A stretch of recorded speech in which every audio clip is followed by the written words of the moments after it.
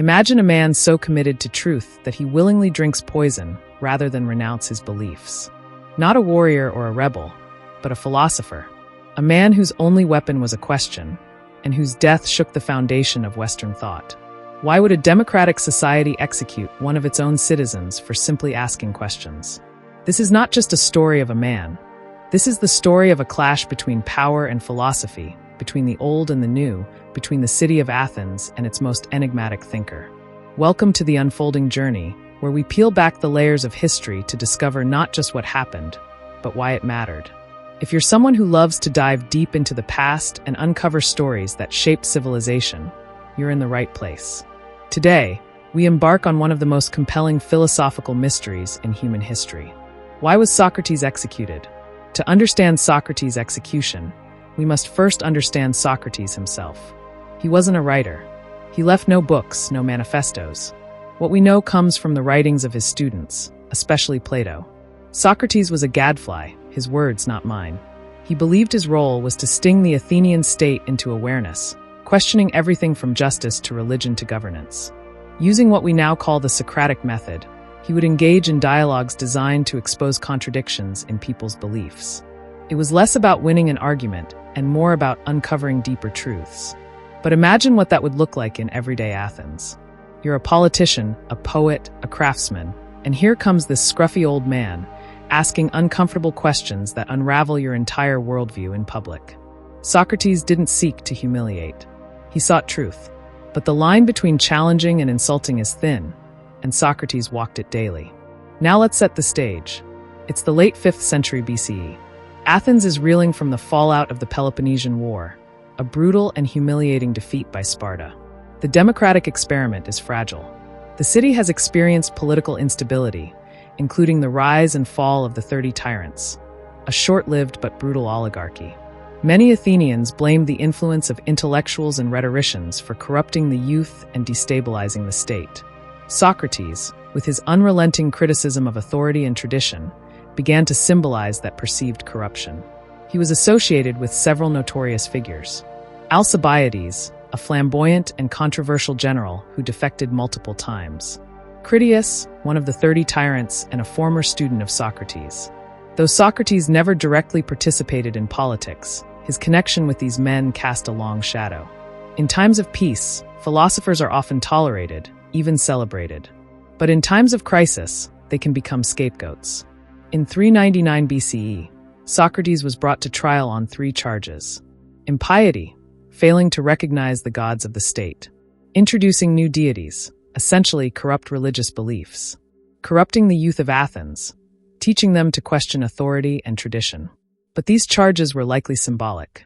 What Socrates was really on trial for was being a threat to the Athenian way of life. He challenged democracy, not with weapons, but with questions. He claimed that most citizens, politicians included, did not know what they were talking about. He questioned whether democracy could function if voters were unwise.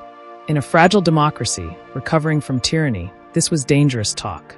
And let's not forget, this was a public trial, decided by 501 jurors.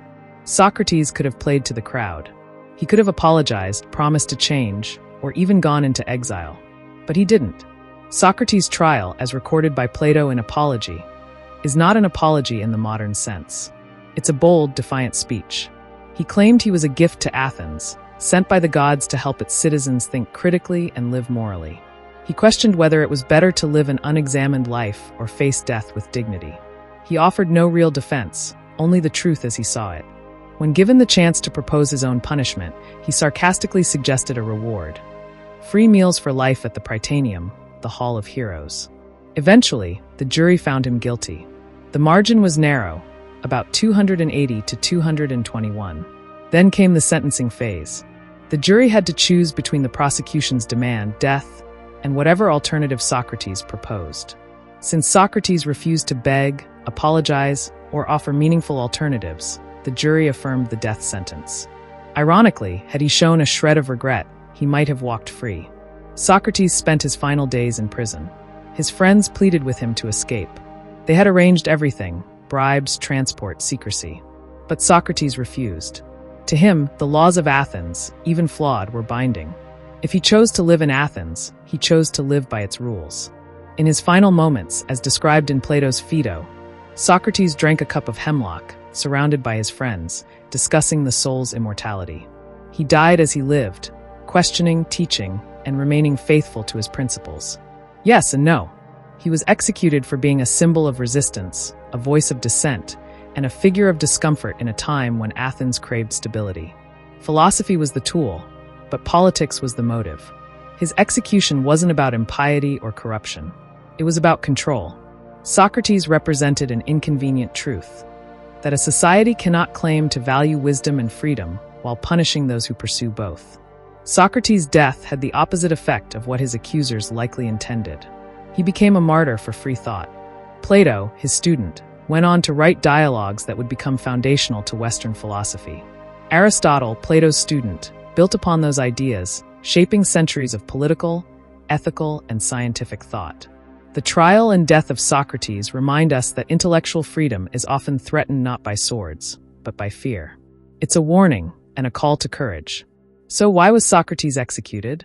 Because he made people uncomfortable. Because he asked the wrong questions at the wrong time. Because, in a city struggling to find its footing, he refused to stop thinking. But in doing so, he became immortal.